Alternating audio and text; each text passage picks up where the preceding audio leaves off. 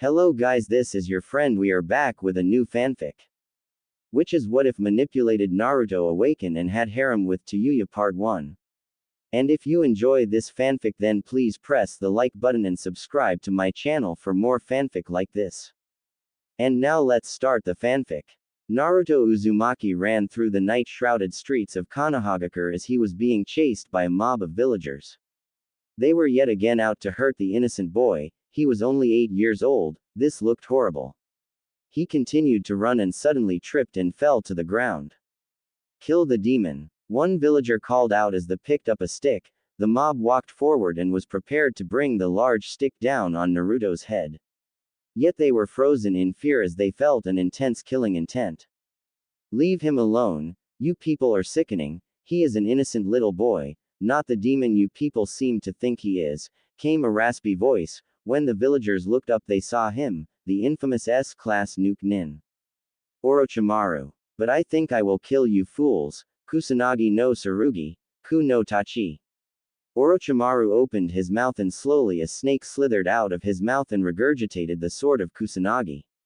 Orochimaru then took the sword in hand and quickly dispatched the villagers. Their slaughtered bodies littered the ground.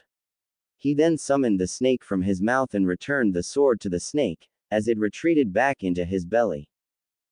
Don't hurt me. I didn't do anything. Naruto cried out as he backed away from Orochimaru, feeling frightened of the man. Do you hate this village? Do you hate what they do to you? Orochimaru's raspy voice rang out as he knelt beside Naruto. He smirked. I was like you once. This village is unkind to those that are different. If you would like, I will take you to a village where you will be accepted. Accepted? Was the boy's reply. Yes, in the hidden village of Sound. This village once feared me. They didn't like the fact I was so intelligent. They were threatened by me, so I left. Under my tutelage you shall become a greater ninja than you could in this judgmental village. The rasping voice of the snake Sanin continued. He leaned down and rubbed the boy's head. This village hates you, but you will be accepted in my village. I'll come with you, mister. If it means I won't always be hurt for being different. Naruto stood to his feet slowly, and looked up at the man. I'm Naruto Uzumaki, mister. Say goodbye to this god-forsaken cesspool. Consider yourself fortunate, for today you start your training under Orochimaru of the legendary 3. He took the boy by the hand and walked off, disappearing with him in the shadows of the night. 4 years later. In Otogakure, Naruto had truly advanced from the change of environment. He wasn't a monster here, he was considered unique. He wasn't a monster, nor was he a demon, he was simply Naruto Uzumaki, of the village hidden in the Sound. Naruto had changed much over the years. He wore robes that were very similar to Kimimara's. These were of course common for those that Orochimaru favored. He carried a sitar on his back, which was his medium for using sound as a weapon. His hite was tied around his forehead in a crooked manner slightly to the left. His hair had miraculously remained the same, short, unruly spiky hair. On the side of his head, slightly slanted, resting at the ready, was a kitsune mask. If he needed, he would wear the mask over his face to conceal his identity. Naruto had been called to see Orochimaru. He didn't stop for anything because when Orochimaru called, you arrived. Just then Naruto had walked into the one person he had been trying to avoid, Tayuya, the most volatile of the Sound 4. Here it comes, was the only thought that Naruto mustered as he braced for her to hit him over the head with her flute. You fucking moron. Watch where the fuck you're walking. Then like that, crack. Naruto rubbed his head. Of all the girls in Otogakure, Tayuya was the most violent. The only other girl in the village Naruto really talked to was Kintsuchi. If he talked to Tayuya, it was by accident. The two never really got along. Mostly cause Tayuya assumed he was copying her by having a musical instrument. You ran around the corner and ran into me. Naruto may have been a genius of Oto, but still he was a bit brash, but that was mostly around Tayuya. It seemed as if the foul-mouthed Tayuya cussed more than usual when Naruto was around, and she seemed to hit him a lot. It was rumored that Tayuya really was infatuated with Naruto, since they say, you always hurt the ones you love, and judging from the amount of bodily harm she had done to Naruto, they must be engaged. Naruto-kun, Tayuya-chan, do you two not have a meeting with Orochimaru-sama? Kabuto Yakushi calmly said as he stepped out of the shadows, adjusting his glasses as he chuckled lightly from the start of an argument between Naruto and Tayuya. Keep fighting like that and people will think you're a couple. At this, Naruto and Tayuya both blushed. The two of them were prone to arguing, but it was usually simple misunderstandings. Kabuto only chuckled as he opened the doors to Orochimaru's chambers. The two slowly entered the room and knelt before Orochimaru. Kukuku, another lover's quarrel. Orochimaru smirked in his unique snaky way. There was never a dull moment with Naruto and Tayuya around, especially when they argued. There is a young lady, in the land of waves, I would like for you two to retrieve for me. She possesses a rare bloodline limit. You two are to retrieve her at all costs. I am sending you along with one more. See to it you do not fail me. The snake Sanin looked at them with a cold gaze. Kabuto-sensei, who shall be our third team member? Naruto asked calmly as he looked up quietly. He saw Kabuto motion for someone to enter the room. Naruto's eyes widened. The dark hair, and the sensual shapes, it was only one person Naruto could think of. Kintsuchi. Just his luck he was on a team with two of the most beautiful and violent women of Otogakure. Prepare to leave within 2 hours. You are dismissed. Once Kabuto was finished, the three genin nodded their heads solemnly and with reverence and stood walking to the exit. Naruto-kun, please stay a moment, I need to tell you something, the snake Sanin rasped out. Hi, Orochimaru-sama. The boy responded and returned to a kneeling position in front of the snake Sanin. Naruto, I think you are old enough to know why the cesspool hated you so, the snake began. He gave a fatherly look to Naruto, as fatherly as one could give with snake-like eyes. When he saw the boy nod, he smirked diabolically. Almost 13 years ago the village of Konoha was attacked by the Kyuubi no Kitsune, and many ninja died trying to stop it. What they tell the children is the Yondaime Hokage, Arashi Uzumaki, gave his life to stop the demon. In truth, he used a powerful jutsu to seal the fox away, in the body of a child who had just had his umbilical cord cut. Now the Hokage, being a man of morals, had felt this burden should only fall on his child. He had asked that the village treat this child as a hero, but no, they only saw the demon trapped inside the boy. That boy was you, Naruto-kun. The village refused to honor their savior's request to honor his son as a savior. No, they tried to kill you every day of your life. They felt you were a curse on their village. They wanted you dead for something you couldn't control. But do not worry, Naruto-kun, you shall have your chance to teach them the hubris of their ways. The snake finished and he looked upon the shocked face of Naruto with pleasure. This would be enough to guarantee the boy's allegiance for as long as he needed it. Hi Orochimaru-sama, was all the boy had managed to say, as the shock was too much for him to take in all at once. Go, your team is waiting for you. Kabuto coldly stated, and watched as Naruto exited the chamber. Once the chamber doors were closed for a second time, Kabuto pushed his glasses up and smiled darkly. What do you think, Orochimaru-sama? Is he ready? Kabuto turned to look at Orochimaru, who was deep in thought.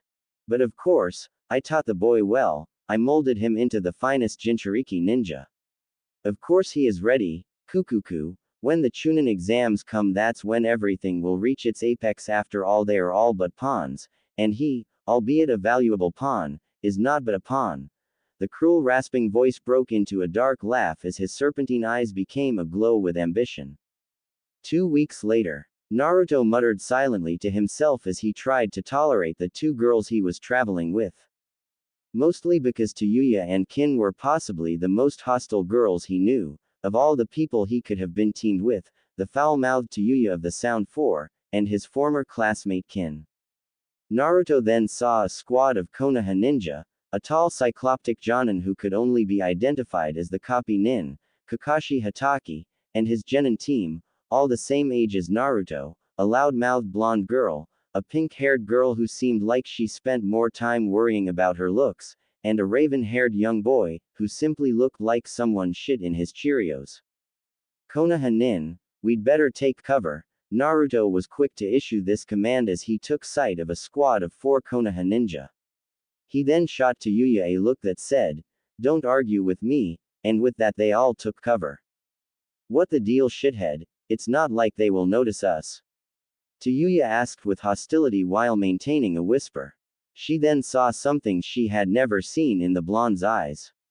Fear. It didn't fit the boy, as long as she had known him he had been brave. That's the shithole you're from, isn't it?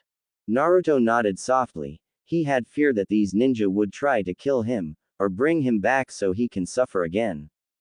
No, he wouldn't return to that pit of hell. Orochimaru had offered him a place he belonged, and that was where his loyalties would remain. Let's continue to our destination. Maybe this village will help reveal our target. Our information says, a crime boss named Gedu has hired a missing nin from Kurigakure to eliminate a bridge builder. And our target is from Kurigakure. The bridge builder is with those Konoha bastards, so let's follow them from a distance for the time being. The two kunoichi of Odogakure nodded their heads in agreement, and the team continued on with their mission. Tayuya couldn't shake the feeling that something was going to change them from this mission on. It was as if she felt events would change Naruto. 1 week later, Naruto was sitting in the forest, quietly strumming away at his sitar. He appeared to be defenseless. A young girl with black hair wearing a blue dress walked up silently. She held a kunai in her hand. As she prepared to strike, the silence was broken, as Naruto ran his fingers over the string rapidly. Interesting Showdown, or should I say, Haku of Kurigakure. Naruto's eyes remained closed as he slowly stood to his feet. Good ruse, hit your partner with Senbon in just the right spot to create a false death. Haku was taken back by this as the blonde sound nin turned smiling at her. He knew I was there the whole time. He could have dispatched me at any minute. Who is he? She thought to herself. She was ready to fight. She didn't trust this sound ninja as far as she could throw him. They all just use you like a tool, don't they? The smile never faded from his face as he took a step closer to her. It was his mask. He wasn't alone. He didn't need the help of his teammates for this. What would you know? Zabuza-san has given me life, given me a purpose. The girl shouted in retaliation. She wasn't prepared for someone like this, that was for certain. Is that so? The boy coldly said as his face became much graver. He wasn't going to play nice for much longer. He spun the sitar around so it was resting on his back, and he looked at her with darkening eyes. They were no longer friendly. I was treated as filth by the village I was born in, nearly killed on a daily basis for something I never could understand or control. They called me a monster, a demon, a mistake, so don't tell me I don't know what it's like. It came to the conclusion of the boy he was no different than this girl. He was a tool being used by Orochimaru. No, Orochimaru wouldn't do that, would he? He would keep it on a need-to-know basis for the time being. Do what you want, just don't throw away your life for that man. Maybe when you're ready you will come with us. After that was said, the boy ran up the tree and disappeared in the canopy. As the trio leapt through the canopy of the forest, Tayuya looked at Naruto in a questioning manner. She didn't know what he was doing. It was too subtle, too slow. Dipshit. What the fuck was that? Not one to miss the beat, the impulsive Tayuya was ready to start berating the blonde ninja. It requires planning. I simply put the seed of doubt in her head. She's very loyal to the demon of the mist. We can't just bring her over to our side just like that. Naruto continued to lead the way. He may have been the youngest one in this team, but he was also quite intelligent. This was in fact due to the fact he was taught directly by Kabuto and Orochimaru themselves. Later, at their camp, Tayuya-senpai, what do you know about Naruto-kun?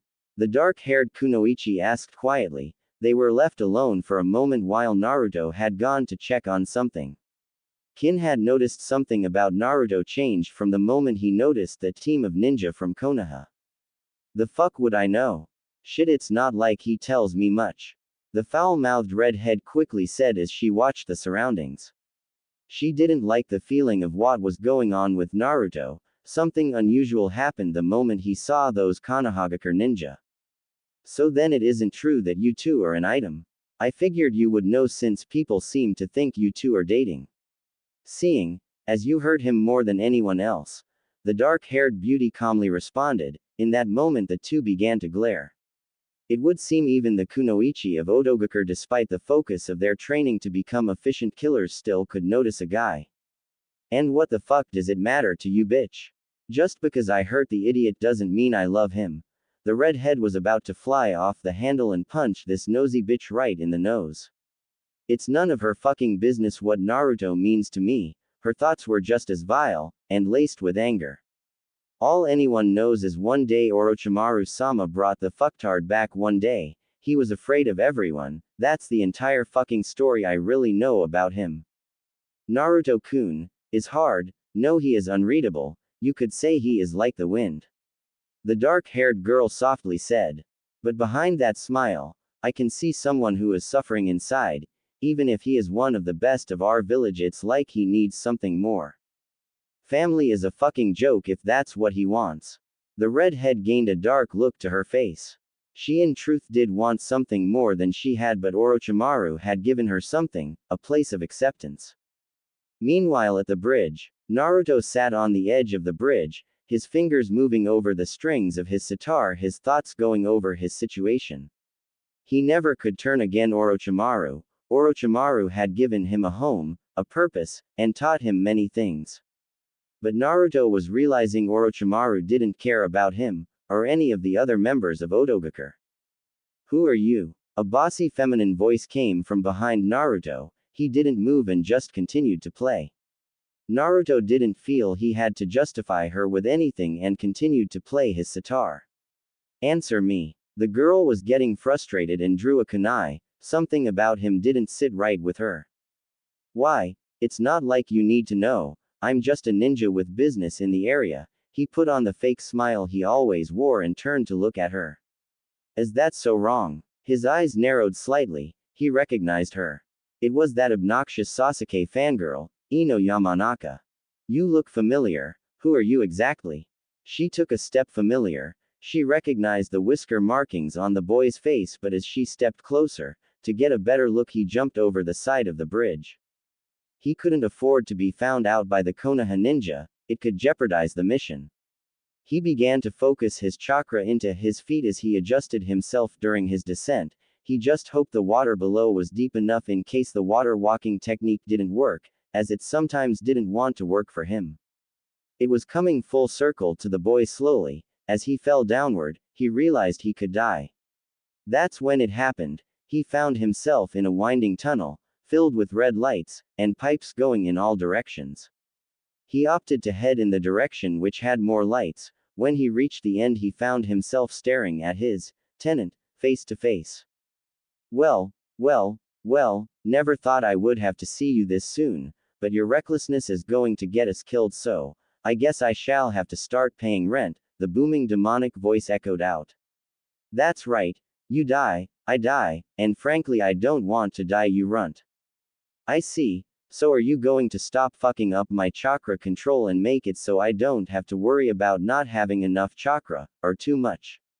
The boy asked aggressively, as he looked at the fox. Your rent shall be some of your chakra. After all, if I die, you die, and frankly I can't die yet.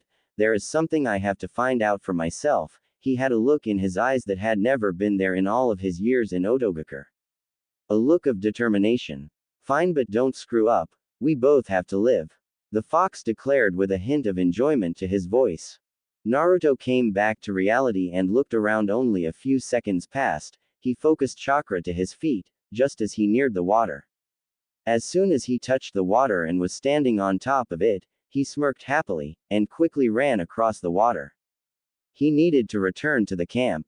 He had been gone long enough and Tayuya would bash his head in with her flute. Naruto landed on the ground and no sooner than he did, crack, a flute came down on top of his head. He rubbed his head and looked at Tayuya. He winced and looked up to see a concerned look on the fiery redhead's face. Shithead. Do you know how worried I was? You were gone so long I thought something bad happened to you. She then hit him over the head with her fist. He then expected another hit, but the unexpected happened. She hugged him. You tell anyone I hugged you, and I will rip your nuts off and force you to eat them. Do I make myself clear? Hi, Tayuya-chan, Naruto meekly said he didn't understand this girl. She never showed much affection to him, just violence. When she released him from the embrace, Naruto could visibly see she was blushing. Naruto, are we going to begin watching that Genin team every day until the Kurigakure Nukenin attack them again? The normally temperamental redhead was for a change being calm, and not cursing. She quietly sat down next to Naruto to enjoy some time with Naruto while Kin was asleep. Yeah, we need to make sure we can get Haku to join us. I'm certain my words did the right thing, Naruto calmly said as he just stared at the campfire. He wasn't paying much attention to the fact Tayuya was sitting next to him now. Okay Naruto, and if you tell anyone that I was nice to you, she was about to finish the threat when Naruto slumped over against her, asleep. He must have been a bit more tired than he appeared to be. She could have hit him over the head for that, but she decided not to. Rest, Naruto-kun, and fortunately for her, Kin was still asleep, so this wouldn't come back to bite her in the ass. 4 days later. Tayuya, Kin, you go to the bridge, I'm going to check on something in the village. The two kunoichi nodded and leapt off into the branches of the trees above. Naruto jumped into the branches above and headed off in a separate direction. He had found a few dead animal that had been killed by blades, and there was trail of destruction leading back to the village. At the village, more specifically at Tazuna's house, Naruto sped up as he headed towards the village. I may be going against Orochimaru's orders, but I will not be his pawn. No one tells the wind where to go. He landed on a rooftop and watched calmly. We only need one hostage, the first thug said, as the other was drawing his katana to rush at the boy. Stop. If you touch that boy, I will bite my tongue off and kill myself. You need a hostage, right? The woman aggressively said, wanting to save the boy who appeared to be her son. Damn, I wanted to kill someone, the other thug said with an unamused sound to his voice. Just then their attention was brought to a newcomer. Naruto landed in front of them, a dark look in his eyes. Will you can kill this kid? He looks no older than the brats guarding Tazuna. A smirk crossed over their faces. I'm not just some pushover, you're walking to your deaths, Naruto smirked as the two rushed at him. He simply leapt backwards to get them into a good enough range to use his sitar to cause a wave of sound to disable the two.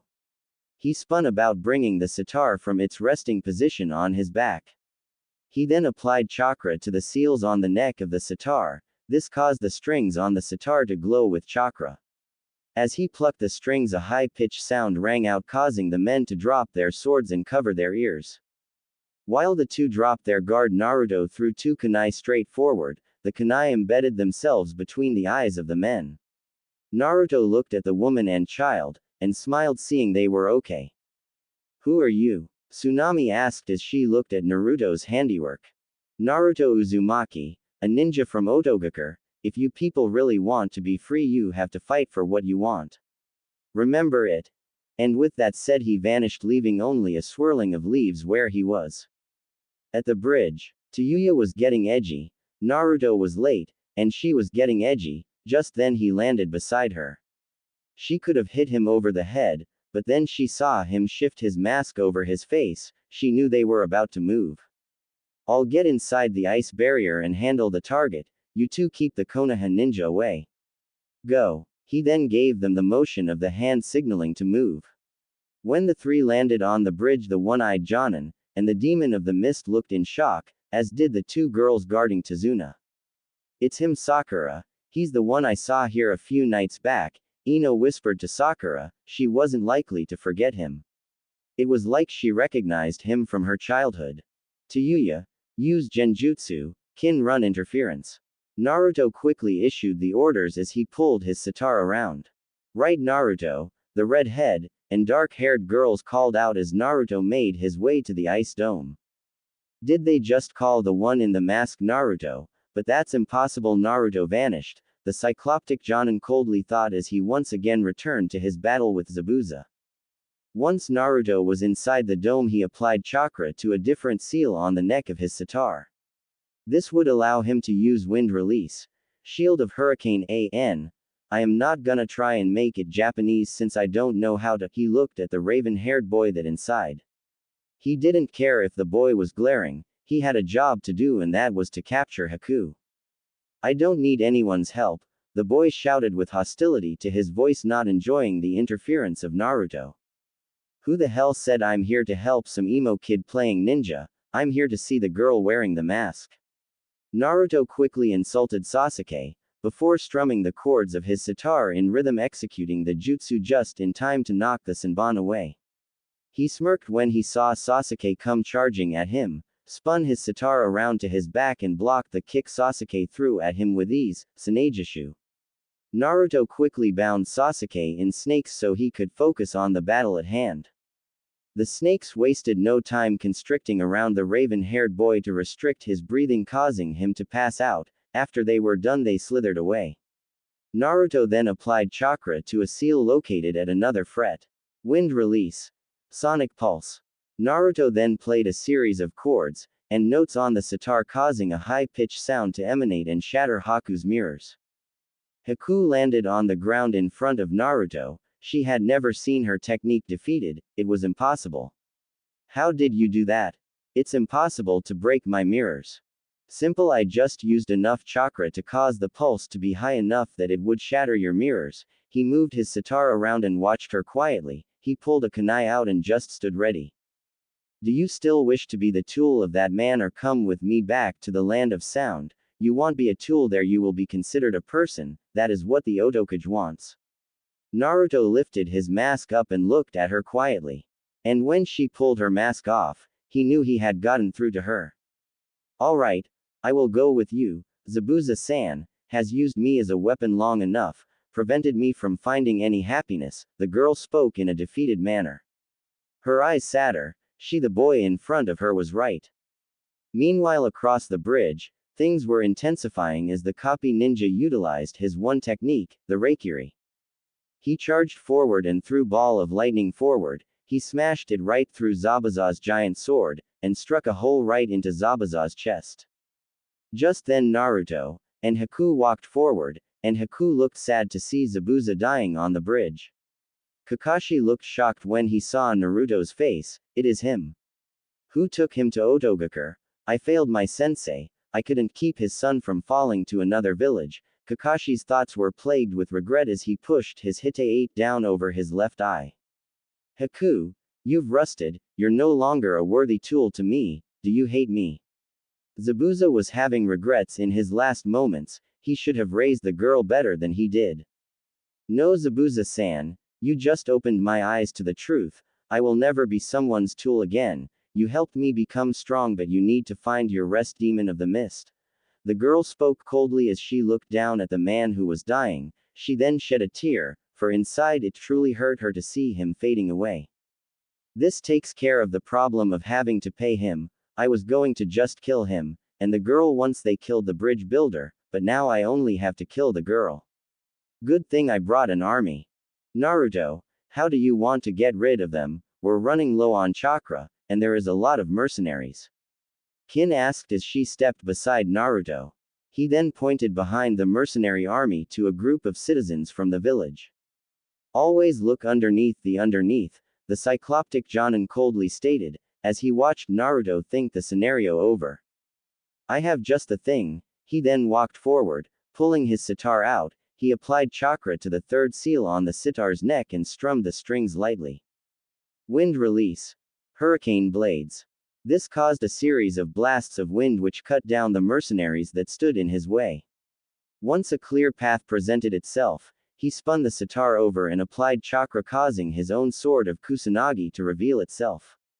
He took the long sword in hand. It of course looked different from Orochimaru's. He swung his sitar around so it was resting on his back again. He then rushed forward and brought the blade swinging upward, causing Gedo to fall backwards. Please spare my life, I will give you anything you want, kid. The corrupt businessman pleaded, but his pleas fell upon deaf ears. Naruto plunged the sword through Gedo's heart and pulled the sword out, and with a flick of the wrist the tycoon's blood was flung off the blade. There, I think the village can handle the rest of these fools. Naruto walked back silently as he held the sword of Kusanagi in his hand. Of course, this confirmed all the fears Kakashi had about Naruto. He had fallen into the clutches of Konoha's greatest enemy. We're leaving Tayuya, Kin, and Haku. Naruto reached behind, allowing the sword of Kusanagi to return to its hiding place in the sitar. Where are you going with her? Kakashi asked, only to see Naruto ignore him. Answer me, Naruto. It's no concern of yours, copy ninja. The Otokage asked us to get her and we did. And with that the four of them disappeared, leaving Kakashi distraught, and feeling like he had failed the Yondaime. 2 weeks later, back in Otogakure. You did well, Naruto-kun, though I am a bit disappointed you decided to help a village, but in doing such you garnered some fame for our village. The snake Sanin spoke with a sickening smile on his face. You showed great leadership qualities during this mission, so I believe you and Kin have earned the right to participate in the Chunin exams. This shall give the revenge you desire, but you will need a third teammate. Tayuya will return to the Sound 4 and aid me during my ruse as the Kazekage. So Haku-chan shall be on your team. Naruto and Kin nodded solemnly. Haku followed suit. She didn't want to offend the Otokage. Dosu, Zaku, and Okuni shall form a second team. There is someone I want you to procure for me during the exams, and Uchiha. Hi, Orochimaru-sama. Naruto knew this would present a chance for him, just the chance he needed. That is all. Prepare yourselves and train. We shall depart in 1 week. You are dismissed. The young ninja nodded their heads and left the room. Outside, Naruto was about to his own way to prepare himself. Before he left, Tayuya had grabbed his arm. Something had been worrying her since Wave Country, that he might be taken away from her. Shithead, don't you dare die on me in the pisshole or I will go straight to hell and bring you back. Naruto nodded quickly before heading to his room to get ready for the trip. A month later, the team reaches Konoha. Welcome to Konoha. Are you here for the Chunin exams? The gate guard queried, and when the Sound Village ninja nodded, the gates opened and they proceeded into the village quietly. Orochimaru had taken on a disguise for time being while in this village, since he was indeed a wanted criminal. Not even in the village a few minutes and Naruto's bad memories came flooding back, but some good ones were mixed in as well. He remembered the old man they called Hokage who treated him like a human being. But that was halted when a kid wearing something that looked like either a bad Batman cosplay, or ugly pajamas knocked a little child down.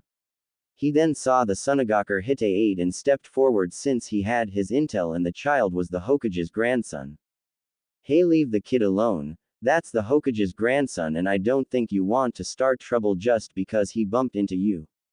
Naruto dryly said as he stepped forward. And who's going to make me a shrimp like you? The larger ninja hastily said, while the blonde standing next to him rolled her eyes. You're going to get us in trouble, Kankuro, so cut it out. She quickly scolded him, not thinking this was the time or the place. She then turned her attention to Naruto and looked in shock. I figured you would be a Chunin by now. Hello, Tamari. If you're here, does that mean Gaara is? Naruto calmly said as he stepped closer. How in the hell do you know my sister Runt? Kankuro attempted shove Naruto, who skillfully spun out of the way. He grabbed hold of Kankuro's pinky and bent it back slightly to disable him. Kankuro, you're a disgrace to our village, came a cold malice-filled voice of a red head standing on the branch of a tree above. Gee Gaara, I'm sorry, but this guy was starting trouble with me. Kankuro quickly made his excuses. He obviously was in fear of his younger brother. As for how I know Tamari, I met her and Gaara a year ago when the Otokage visited Suna. The blonde harshly said as he released Kankuro's pinky. He walked over to Kin and Haku quietly. Hey you, what's your name? Came a demand from a hostile voice on a roof above. Naruto looked up to see Sasuke, or as he so aptly liked to call him, Emo Kid. Naruto Uzumaki. He then continued to walk away, not caring what this pompous prick's name was. It was apparent that Naruto didn't like this kid much. Mine is Sasuke Uchiha. You caught off guard in Wave Country, Naruto. It won't happen again. Of course, this was just convenient for Naruto, since he had taken care of this stuck-up pretentious brat once before. It surely couldn't be that hard the second time around. Let's go, Kin, and Haku, we have to go sign in. The blonde coldly said as he walked off with the two girls in tow. Of course it was just ruse to allow them to meet with Kabuto, who was in disguise in one of the alleys. Making friends already, are we, Naruto-kun? Came the familiar academic voice of Kabuto, who was hiding under a cloak. Naruto walked up slowly while Kin and Haku stayed on lookout. How does Tayuya-chan feel about you being alone with Haku and Kin? I bet she's fuming right now.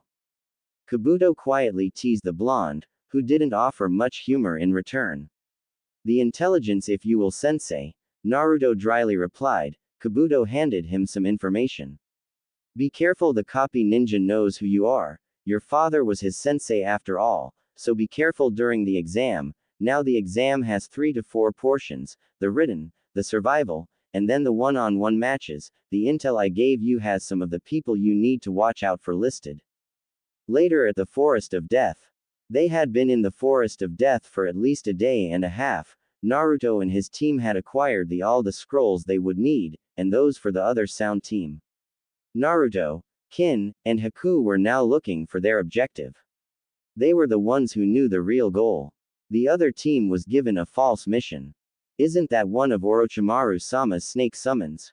Kin pointed to the giant snake that was attacking the genin team that they had met in Wave Country. Naruto's eyes widened as he saw Orochimaru's snake his head forward to give the Uchiha the cursed seal.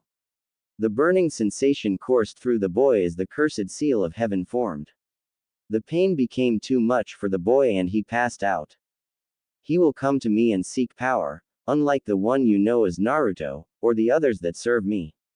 Sasuke will be more than a pawn, something easily sacrificed. He shall be the most important piece, the king. Orochimaru then broke into a disturbing laugh, which could bring anyone to shudder. Kin and Haku gasped in shock. Their leader was planning to just sacrifice them. Is that all we are to you? Naruto couldn't stand it anymore. He had his doubts for a while. He leapt downward and threw a punch which was quickly avoided by the Sannin. Naruto's eyes were now red with demonic slits. Oh, what a shame, Naruto-kun. I'm disappointed that you have turned against me. A pawn should never aspire to become the king. The Sannin then punched Naruto, knocking against a tree. Gogyo Fuin. With that, 5 of the Sannin's fingers began to glow with chakra. He then slammed his fingers into Naruto's stomach, sealing away the chakra of the Kyuubi. Naruto slumped over as the seal took form over the existent seal on his stomach. The Orochimaru backed up a tree and melded with it while laughing in a sinister manner. You have outlived your usefulness to me, Naruto-kun. I will enjoy destroying you and your team. And with that, the snake Sannin vanished into the tree. Just then Haku and Kin leapt over to check on Naruto. Before they could escape and get Naruto to safety, a kunai was thrown at the tree. You work for him. What did he do to Sasuke-kun? The pink-haired kunoichi prepared to throw another kunai at them. We don't know. The only one who knows anything about that is Naruto, and he's out of commission. Now back off, little girl. We need to get Naruto somewhere safe, and you need to do the same thing for your teammate.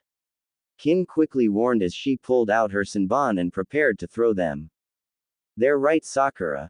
Sasuke doesn't look so good, Ino reminded her rival and teammate. Sakura turned to look and nodded, and when she looked back, Naruto and his team were gone. The pink-haired kunoichi glared before helping Ino get their teammate to safety. A day later, Naruto slowly came around. He noticed his surroundings had changed. He saw that he was longer up in the trees. He sat up and looked to either side to see Kin and Haku both looking at him with concern. Where's my sitar? He looked around since he had never been without it. It was broken when Orochimaru knocked into the tree, Kin dryly said, pointing to the broken instrument. She stopped showing reverence for the man they served due to her discovery of how Orochimaru. The two girls gasped as Naruto broke the body of the sitar, taking the seal that held his sword. We have to reach the tower and complete this portion of the exam. He applied chakra to the seal and pulled his sword out of the glowing seal. On the reverse side there was another seal. He applied chakra to that, which brought a scabbard out of the seal. He sheathed his sword and looked to the two girls. Let's go. I personally don't intend to let the snake see me dead just yet. Hi Naruto, the two kunoichi said in unison as they followed Naruto. They may have lost their faith in Orochimaru, but they found something in Naruto they could trust. It would seem, he was the type who wouldn't ever give up no matter how hopeless the situation was. Several hours later, the team walked into the main hall where the other teams were assembling. When Naruto's team stood in place, Naruto received looks of shock from Kakashi and the Hokage. Just as Kakashi said, "It's Naruto, so that's your game, Orochimaru," the wise third Hokage thought quietly while puffing on his pipe. Orochimaru smiled sickeningly when he saw that the traitors to his ambition had survived. "That's it, Naruto-kun, act as the catalyst that delivers Sasuke to me. You and your team won't be the sacrifices for my summoning technique, you will just be the catalyst to offer me more power than I could ever dream to have." The snake smirked, his thoughts on the power that he could obtain. "Now to explain why you are really here. You are told it's to promote friendship between countries. To raise the level of shinobi. I don't want you to be confused about the true meaning," the Hokage began before taking another drag on his pipe. "The true meaning of the exam is war. Or rather, replacement for war, so shinobi villages don't fight senselessly." The lecture continued on explaining about the purpose. Then a sickly exam proctor stepped forward and coughed lightly. "Allow me to continue for you, Hokage-sama. I, exam proctor Hayate Gecko, shall explain the rest." When the Hokage nodded, the man coughed and stood to his feet. "This is just a preliminary for the next round. Too many teams made it through the second round, so if you feel you cannot do any more fighting, speak now." Kabuto had raised his hand. "I overdid it. I don't think I can go on." Naruto knew very well Kabuto wasn't down and out, he just was faking it as part of Orochimaru's plan. "You are Kabuto Yakushi of the Leaf. You are free to retire." With that said, Kabuto left the area. As he passed Naruto, the two shot a glance at each other. Kabuto more than likely knew Naruto wasn't bound to serve Orochimaru much longer. A bit later, I'm not going to give details of all the matches since that would take a while. The monitor flashed through names, and the first match was decided. Sasuke Uchiha vs Yoroi Akato. The match didn't take long to end with Sasuke doing a powerful taijutsu combo which left Yoroi out cold. Winner, Sasuke Uchiha. Sasuke was escorted out of the arena by Kakashi. The matches continued with Kankuro winning against Tsurugi, Temari winning against Tenten, and a draw between Sakura and Ino. The names spiraled through, and there it was, Naruto Uzumaki vs Kiba Inuzuka. The two combatants jumped down into the arena and stood across from each other. "Begin," the proctor managed to say before coughing, and stepping out of the way. "You're going down, pretty boy," the Inuzuka proudly proclaimed as he gave his dog, Akamaru, a soldier pill. Naruto just remained calm as he pulled the fox mask down over his face. To Haku and Kin, this signified bad news for boy he was fighting. Orochimaru smirked, seeing his former student still had the habit of wearing the mask when he was serious. Kiba then proceeded to use Jujin Bunshin. This caused Akamaru to look just like him and create the illusion of there being two. Kiba continued by Shikyaku no Jutsu. This gave him the edge he needed. Gatsuga. Kiba roared out as he and his clone rushed forward, turning into two spiraling vortexes that flew at Naruto. Naruto didn't move, he simply braced himself as he planned to gauge the intensity of the attack to get a feel for how strong this kid's attacks were. The blow connected with Naruto, who was sent reeling back as he was hit by the two. He rolled across the ground and stood to his feet slowly. "You're strong, I will give you that much. But you underestimate me." He rushed forward and produced some shadow clones by using Kage Bunshin to create clones to run interference. When the Inuzuka destroyed the clones that rushed forward, when the smoke cleared, the masked boy was gone. Before he could react, something hard connected with his right knee. Just then Naruto brought the sheathed sword around and hooked it on the falling boy's hood and spun around, bringing him down on his back like a rag doll. Smoke dissipated to reveal Akamaru. "You dropped your guard, pretty boy," Kiba roared out as he performed Suga, flying straight at Naruto. As the blow hit, the body vanished, turning out to be a Kage Bunshin. Kiba looked in silence just before 3 shadow clones kicked him into the air. Just then the original jumped into the air and brought a fierce axe kick down onto the boy's head. The boy came crashing down in the arena floor face first. The onlookers looked shocked. The most shocked of the onlookers was his Chunin sensei. Hayate walked over and lifted Kiba's head lightly and coughed lightly before standing up. Winner, Naruto Uzumaki. With that, Naruto walked back up into stand, pulling his fox mask upward slowly. Once he was back with his team, he rested against the wall. The next match that followed was Kin-Suchi against Shikamaru Nara. The fight didn't take long as Kin fell into Shikamaru's unique jutsu and was knocked unconscious as her head crashed into the wall. Naruto leaned close to Haku and whispered in her ear, "We have to be careful during the rest of the exam, the snake might try something." Haku nodded softly. Naruto was concerned for Kin at the moment. He didn't see Orochimaru anywhere in the arena. The next match that followed Haku against Okuni. Needless to say, Okuni lost swiftly against Haku. The next bout was between Zaku and Shino. It was a fight that ultimately ended with Shino being the winner. Then the match between Neji Hyuga and Hinata Hyuga took place. Naruto growled with disgust as he could clearly tell that Neji was simply toying with the girl. Naruto restrained himself from leaping down and stopping Neji from trying to kill the girl. Fortunately, the Jonin leapt in and stopped the boy from going too far. The next fight that came was between Gaara and Rock Lee. The battle itself looked as if hell itself broke out, ending with Lee losing. His body was nearly broken by the time it was over, and Gaara had been declared the winner. The last battle was between Choji Akamichi and Dosu Kinyuda. The fight ended as quickly as it began. This was no shock to Naruto. "All finalists please report to the center of the arena," the sick proctor managed to say between coughs. When all the finalists reached the floor, he held out a box. "Please reach in and pull out a slip of paper."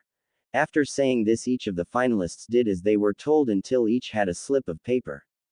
After confirming their numbers, the lots were drawn. Naruto Uzumaki vs. Neji Hyuga. Sasuke Uchiha vs. Subaku no Gaara. Subaku no Kankuro vs. Shino Aburame. Shikamaru Nara vs. Subaku no Tamari.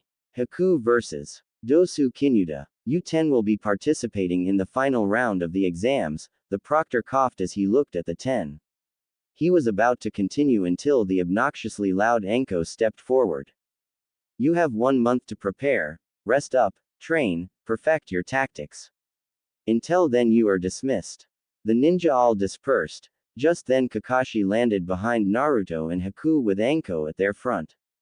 "Will you come with us? The Hokage would love to speak with you," the cycloptic Chunin said with a pleasant look on his face. Later inside the Hokage's office, Naruto had just told the Hokage the whole story, and the old man took another puff of his pipe. "I see, Naruto-kun, you left the village with him because you were tired of being attacked. I wish I could have prevented that." He then looked at Kakashi and Anko who were watching the door. "What do you plan to do? Continue to masquerade as sound ninja?" Naruto shook his head. He wasn't going to be loyal to Orochimaru any longer. He also wasn't going to let something bad happen to Kin. But, Tayuya, how was he going to save her? She's one of the Sound Four. "Is there a way we can become a ninja of Konoha?" the boy asked with high hopes. "I'm afraid it won't be that easy, but I think with the resources here we can get you to be part of the Leaf after the exams are over," the Hokage commented before taking another puff of his pipe. "I'm surprised you broke free of my former student Naruto-kun. Most people who are trained by him turn out to be blindly loyal." "That's because I refused to be just a pawn. I realized he treated me as a tool. When I was sent to capture Haku for him, I saw how Haku was treated as nothing but a tool by Zabuza, and I realized it was what Orochimaru was doing with all of us." The blonde boy that ripped his hite off and dropped it to the floor. "I am Naruto Uzumaki, son of Yondaime Hokage Arashi Uzumaki, and I am no one's pawn. I have one request. We need to make sure Kin is someplace safe. The snake may try something," the boy asked quietly since it wasn't his place. "It will be done," the Hokage said and motioned to Anko to see to it. Naruto and Haku stood to their feet to leave the office. Where are you two going? To train, the boy said as he pocketed the Hite 8, he wasn't going to wear the symbol of the Sound Village ever again. You showed the will of fire, Naruto-kun, you might need this, as far as I'm concerned you are of the leaf. The Hokage reached into his desk and pulled out a Hite 8 and tossed it over to Naruto. That was Arashi's headband, you deserve to wear it. I agree, Hokage-sama, we will induct you as a lead ninja after the exams, we have to prepare for Orochimaru's attack for now, you two should get prepared for the finals, the cycloptic Jonin commented as he opened the door for Naruto and Haku to leave. Naruto took the Hite 8 around his head as he walked out, Haku following. When they were gone, Kakashi looked at the Hokage quietly, a smile on his face. Do you think Jiraiya will find him? The one-eyed Jonin could only wonder. It would be a new development and hindrance to the snake's plans. I believe he will. Naruto is after all a genius in battle situations from what I've seen, and those are the type my former student enjoys to teach. The Hokage took another puff of his pipe with a smile on his face. This would serve well to stop the former student. Sarutobi was going to do whatever he could to stop Orochimaru this time. Naruto was walking through the village quietly, his mind set on finding someplace to train in secret. He had no doubts that Haku could take care of herself. His eyes shifted about as he thought there were a few girls following him. Naruto stopped and turned swiftly. Just then there was nothing there, but there was a trail of dust leading into an alley. He shrugged and kept walking. He was going to find someplace where he could train in solitude. Once he found a training area, he sighed and began to focus his chakra, but he was finding it hard to do such. Damn that snake. The 5-element seal is screwing up my chakra control. He never taught me how to the unsealing technique. His thoughts were on how to effectively be able to train while he has this handicap. Would you two mind stepping out now? His eyebrow raised as he turned around slowly, watching as the two girls from Sasuke's team stepped out. He had to admit that they were both pretty. Of course he felt the blonde was the prettier one simply based on her confidence. How long did you know we were following you? The pink-haired Kunoichi quickly asked. She didn't believe that Naruto was as skilled as he was. She thought he looked like he was a bit slow. From the moment I left my accommodations, you both wear too much perfume. And on top of that, it didn't help that you kept arguing while you were tracking me. I thought you both were obsessed with the arrogant little nihilist. Naruto would probably regret calling the Uchiha that under other circumstances. He only received ice glares from them. He could tell the pink-haired one was restraining herself from striking him. I will ignore that insult you directed at Sasuke-kun. Now tell us who you are and why you suddenly have a Hite 8 of our village on your forehead. The pink-haired girl was growing more and more violent by the minute. I'm the son of the Yondaime Hokage if it's any of your business. My name is Naruto Uzumaki. And the Sandaime Hokage made me a leaf ninja last night. If you don't mind, I have to do some training. He then proceeded to walk around the girls trying to find some place he could train. He didn't need a fan club to follow him around. He had an unofficial one in the shape of Kin back in Otogakure. But he was a self-made ninja and didn't need fans. Way to go, forehead. You scare away Naruto-kun just because you just had to be temperamental because he insulted Sasuke. Naruto is better than Sasuke. He doesn't ignore us when we talk to him. And he's better looking. The Yamanaka loudly proclaimed as she poked Sakura's forehead each time. She didn't make any effort to hide her true thoughts about the new genin. Well, excuse me, Ino pig. I recall he was a sound ninja yesterday. Now he's one of the leaf. I don't see what's so special about him. The pink-haired girl violently said as slapped her friend's hand away. Let's see, forehead girl. He says he's the son of the Yondaime. We saw his fight with Kiba. And we saw what he did on the bridge, which I may remind you was named after him. Ino quickly replied before poking Sakura's forehead again. The two then glared at each other.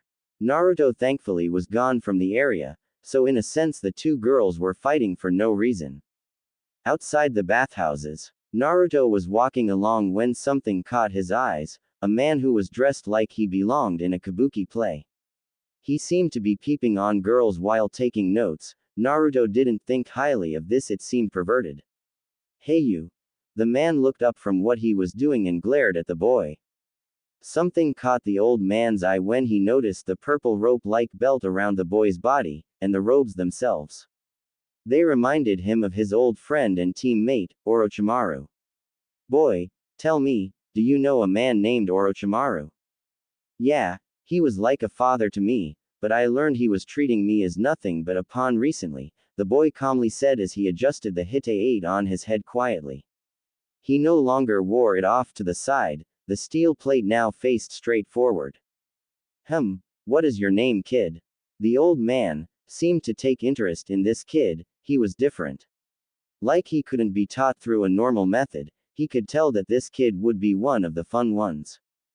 Naruto Uzumaki. After he said this, the old man's eyes widened, it all made sense. So that's your game, your snake. Use the son of the man who beat you out for the position of Hokage to get revenge on the village.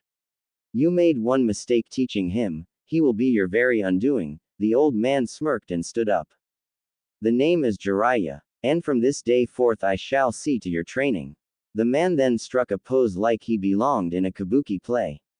The Toad Sage. Of the legendary Sannin. Just as I trained your father I shall train you. On one condition, you Aro Sennin, you help me get some new robes. I don't really think this is my color. I was thinking orange and black. The boy in the first time in his life gave a true smile. Most of the time it's the fake smile he used to deceive his enemies. I also want to get a second mask to take with me. I was thinking Hanya mask. Showmanship at such a young age. I'm starting to like you, kid. The Toad Sage spoke with much zeal. He smiled and walked off with Naruto. Naruto then looked upward at Jiraiya. Hey Jiraiya-sama, can you remove a seal that the snake put on me? Let's see what it is, shall we? Jiraiya turned serious. Naruto opened the robe-like top, and Jiraiya began to inspect it. He noticed the even-numbered seal as the one that keeps the nine-tailed fox sealed inside, but the one on top was a 5-element seal. This was the world of Orochimaru, alright. Okay kid, this might sting a little bit. Gogyo Kaian.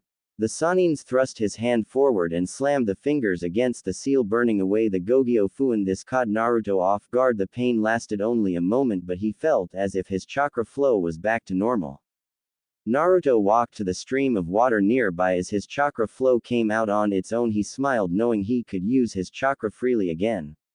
This would make things easier. He stopped water walking and returned to his new sensei. Kid, there's no need to call me Jiraiya-sama.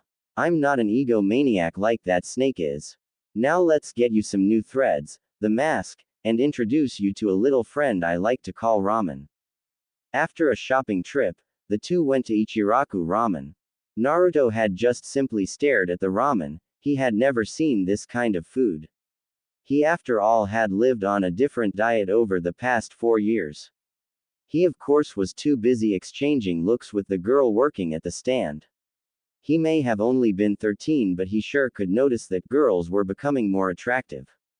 So you're at that age that you're starting to notice girls, The Toad Sannin quickly teased the boy before breaking into some laughter. Naruto blushed for a moment and quickly began to eat the ramen. He found that this was like a party in his mouth and everyone was dancing. He quickly ate the bowl while maintaining manners. It was one thing he had acquired in Otogakure that would stay with him the rest of his life. Tayuya, after all, beat it into his head, literally. So Jiraiya-sensei, what will you be teaching me first? Naruto then shifted his attention to behind him. He knew he hard heard something. He then saw pink hair in one of bushes. His eye twitched. He didn't really enjoy the attention of these girls. Even if these girls didn't senselessly hit him over the head for something, it was still unnerving. He could make out 1, 2, 3 girls. One looked like she was fidgeting. Why did that seem so familiar? That was it. He remembered a little girl from before he left the village, and she was the only one who ever tried to be his friend even when her father told her to stay away. Who knew coming back to this village would remind him of some of the good things that happened in his life. Then a fight broke out between the stalkers while they tried to stay hidden. You haven't even really been a ninja of the village very long and you already have a fan club. Jiraiya beamed proudly at his student and ordered another bowl of ramen for the boy. Eat up, you will need the energy for when we begin training this afternoon. But before training we're going to pay a visit to my sensei. I want to ensure you get enough training, boy. Naruto nodded and began to eat, and he found that he really loved ramen. Something about the way it tasted made him happy. While he ate he ignored that the sounds of the fight escalated as two more girls joined the fray, girls that were on his team. When the fight ended Naruto and Jiraiya had already left. The 5 girls walked out of hiding to see Naruto was gone, and they all frowned. Then Kin, being one of the 5, remembered something that made her a bit terrified. I think he's already spoken for. I forgot that Tayuya and Naruto-kun are kind of close. How close do you mean? And who is Tayuya? The pink-haired Kunoichi quickly asked. It would seem all of these girls seemed to like Naruto. Sadly he wasn't at that stage where he liked girls that much. Also there was the matter of Orochimaru currently that he was focused on. She's from Otogakure, and she is one of the elites. We call them the Sound 4, and she hits him a lot. The 3 girls of the lead just blinked. They didn't quite understand this. Since it was weird to hit someone you care about. She hits him. The Yamanaka girl queried since it was weird in her book, though she might be tempted to do it herself if he said something or did something idiotic. It's her strange way of showing affection. She cusses at him more than others in Otogakure. She always hits Naruto a lot. She's just different like that. Kin quietly added as she fussed with her new Hite 8 and new clothes. She wasn't quite accustomed to dressing how she wanted instead of a uniform like most Sound Shinobi did. I also don't think she will be very likely to share him, but she's loyal to Otogakure no Sato, which means Naruto is fair game. That's when the 5 girls all smiled darkly, the kind that made any nearby guy cringe with fear for whoever they were plotting against. At the Hokage Tower. You mean your sensei is the Hokage? Naruto was shocked at this. It was strange in his book, but he was trained by both Orochimaru and Kabuto, the 2 most powerful people in Otogakure no Sato. Yes, he trained me, the snake, and Tsunade, but she left the village a long time ago. Jiraiya commented with a smile before the 2 were led into the Hokage's office. The 2 then sat down and waited for Sarutobi to address them.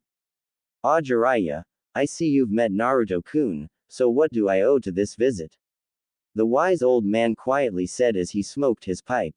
If I know you, it's about his training. That it is, Sarutobi-sensei. I was thinking that it would be beneficial to the boy that if we could get Gamabunta and the Monkey King Enma to agree that this boy could be permitted to have contracts with both.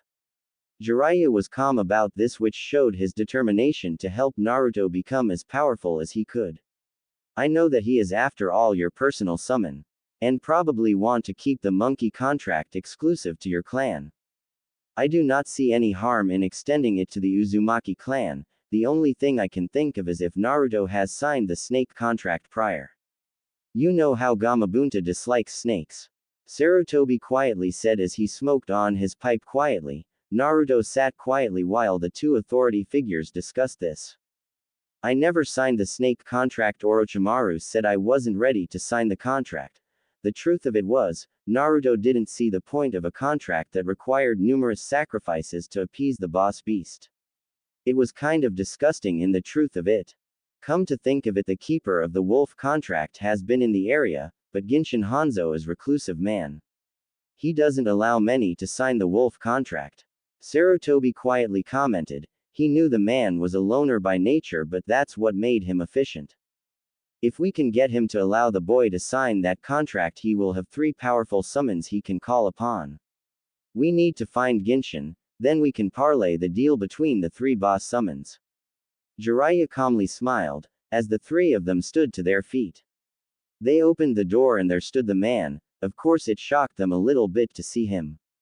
Toad Sage Pornographer, and Hokage-sama, it is nice to see you again, the man pleasantly said as he walked into the room. Genshin was a peculiar-looking ninja for the most part. Around his arms, waist, and legs were several chains. He wore forest camouflage pants, wooden sandals. He also wore the Leaf Village Hite 8 around his neck while on his head was a sacket. Strapped to his shoulder was a wolf mask, and across his back was the wolf contract. He sat down in a chair, and took off his sacket before he ran his fingers through his short spiky hair. One would almost think he was related to Kakashi, if it wasn't for the golden brown eyes. So what rank do you hold now, Genshin? Jiraiya was interested since he had been out of the village for some time. Last time I saw ya, you just became a genin. How many years has it been, boy? I'm a jonin, man. This kid's stealing my look. Genshin smiled as he took a good look at Naruto. He then smirked, and pulled out the contract. He saw something in the kid's eyes that made him think the kid could handle it. He has the look of a future leader. Fenrir is fond of those who can become leaders, it's how wolves are. So we just have to see if Gamabunta and Enma will agree to allow the kid to summon them as well. By the way, Genshin, you may want to watch out for Kurenai, she still wants blood for your little vanishing act. Sarutobi quietly said, with a smile on his face. He then broke into laughter when he saw Genshin become pale. Later at training field number 5. The 3 carriers of the contracts proceeded to summon their corresponding summons. Genshin summoned Fenrir, Sarutobi summoned Enma, and Jiraiya summoned Gamabunta. Gamabunta of course dwarfed the other 2. Okay Jiraiya, why did you call me out? Oh great, Fenrir, and Enma, what in the name of all that is decent is going on? The Toad boss didn't seem too pleased as he glowered downward at the Toad sage. Simple, we want to make a deal with you 3 to allow the boy to summon each of you. Jiraiya then pushed Naruto to the center of the area so the 3 boss summons could size him up. The Monkey King Enma leapt forward and looked Naruto up and down. If it was based on appearance alone, he would have to say that the kid looked pretty strong. But it was wisdom that is needed to win the Monkey King over. Before you can summon me, you will have to summon 72 of my earthly followers, and 36 of my celestial followers. Then recite unto me each of their names when you summon me. The Monkey King then backed up to his original position. Fenrir the 5-tailed wolf stalked forward and cast his 3-eyed gaze upon Naruto. He spread forth his wings of metal as he circled Naruto. He was waiting for signs of fear to show. He was looking for the utmost strength, the strength that even a wolf would follow. I can recognize this kid as having what it takes to call upon wolves. He has what it takes to be a leader, and only those who can lead should call upon wolves. Lastly, Gamabunta leaned downward and looked the boy over. He squinted his eyes as he looked close. You sure you can handle summoning the Toad boss, kid? It's nothing like calling Enma or Fenrir. You gotta be ready for a hectic ride. He then waited for Naruto's response. Is that a challenge? Back when I served that disgusting snake with a god complex, I never really had a challenge, and if I challenged him he would have killed me or those I held precious. Naruto looked at Gamabunta with a strong look of determination in his eyes. Get on my back, boy. If you manage to stay on my back for 30 minutes, I will agree to this arrangement. Gamabunta was of course a force to be reckoned with. They say riding a bull is like sitting on a briefcase of dynamite. Would riding the Toad boss be like sitting on a nuclear bomb? Needless to say, Naruto jumped upward and grabbed hold of the Toad boss's jacket. And just in time, because the Toad just then took off leaping into the forest, jumping around with a lot of energy. Needless to say, 30 minutes later Naruto was still holding fast of the jacket as he skidded to a stop. He smirked. That is if toads do in fact smirk to see that this kid had what it took and more. He then returned to the training field and allowed the boy to climb off. I will allow this kid to summon me as well, but as part of the arrangement he can only summon me if things get difficult. With Fenrir and Enma he should be able to take care of things without my help all the time. The 3 then instructed Naruto on the procedure to summon. For King Enma, Naruto would use his left hand, for Gamabunta his right hand, and for Fenrir he would use both hands.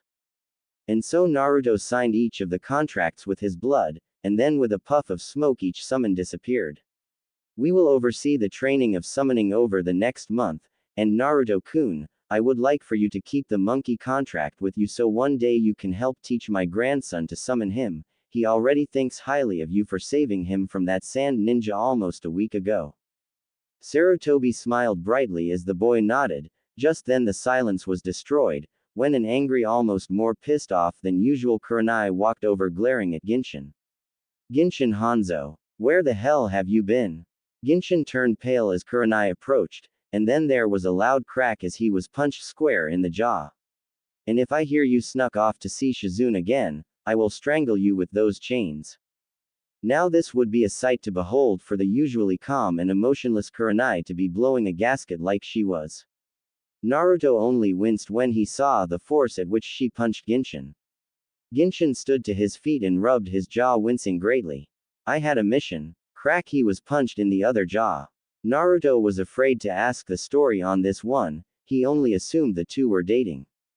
Naruto, Sarutobi, and Jiraiya quickly said in unison, I'm staying out of this one, mostly for the sake of their own health. They didn't want to make any enemies out of Konoha's most powerful genjutsu specialist. A month soon comes to pass, and the finals arrive.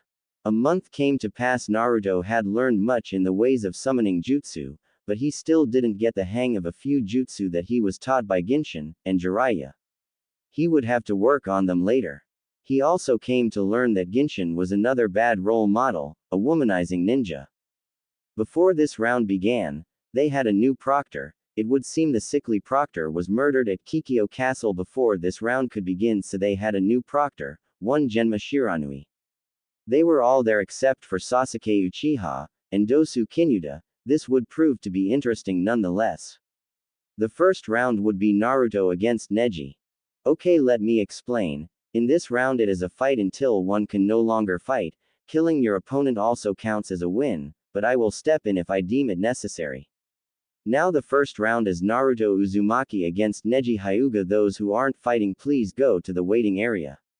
Naruto was amazed that the proctor hadn't choked on his senbon yet, the way it dangled in his mouth all the time. The two fighters walked to their positions waiting for the signal to begin. Today I will show you the power of destiny, Uzumaki. And you are destined to lose against me just as that fool I call a cousin did. The Hyuga prodigy smirked as he flexed his fingers lightly. He glared more as he noticed Naruto didn't seem to be making a move against him. Blah blah blah, ya know I don't believe in destiny. He dug his heels into the ground and rushed forward, taking a swing at Neji, who pushed it away while using his chakra to seal the tenketsu. You really should have used your shadow clones, idiot. You won't catch me off guard like you did with Kiba. Just because you are the son of the Yondaime doesn't mean you are destined for greatness. The Hyuga prodigy rushed forward and began to strike the tenketsu points on Naruto's body. 8 trigrams. 64 palms. The prodigy smirked as he sealed up each tenketsu point on his opponent's body. You know I was just sizing you up. Naruto smirked as he reached towards his head, setting a hand on the new mask. You've seen the trickster fox, but you have never seen the spiteful Hanya. He slowly moved the mask down over his face with a grin. Like wearing a mask is going to help him win against Neji.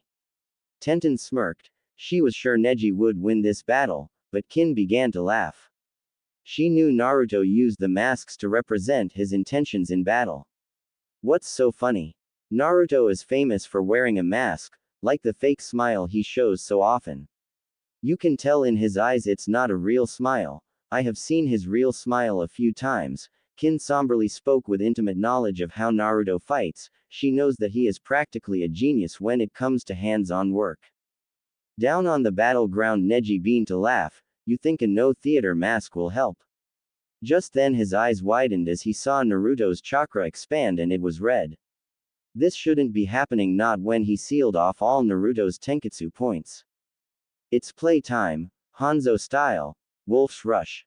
Naruto rushed forward, brought his fist right into Neji's stomach, sending him reeling back. His eyes widened in shock. He couldn't even track the motion. It felt as if he were punched with 5 strikes to his stomach. Up in the stand, Genshin smirked. He was amazed that Naruto picked up on the technique so easily. Then again, the kid seemed to have the knack for learning from actual battle data. You didn't teach him that taijutsu, did you? The red-eyed genjutsu specialist asked Genshin with a raised eyebrow. Asuma Sarutobi also raised his eyebrow. Perhaps I did. Why don't you watch the fight and see for yourselves? He smiled as he adjusted his sacket, getting comfortable. He didn't really need to watch to see it, he could hear it on the wind. The battle was becoming more intense in the arena though. Neji found himself being outwitted by someone younger than him. Just then he saw Naruto lift up the mask so it was resting on the side of his head. But Naruto switched to the fox mask, and made a straight rush towards Neji. Before Neji could execute his little 8 trigrams, 64 palms technique, Naruto moved to the side and out of the way. Feeling toyed with, Naruto curtly asked as he grabbed hold of Neji's arm, bringing Neji crashing down to the ground. Maybe a little like that girl you toyed with, during the preliminaries. He backed out of the way as the Hyuga once again tried to take a swing at him. Naruto smirked seeing Neji showing signs of exhaustion. Naruto pulled out some kunai and threw them forward, hoping the Hyuga would tire himself out deflecting them. Meanwhile in the stands Asuma looked at Genshin questioningly. Why would you teach the boy that jutsu?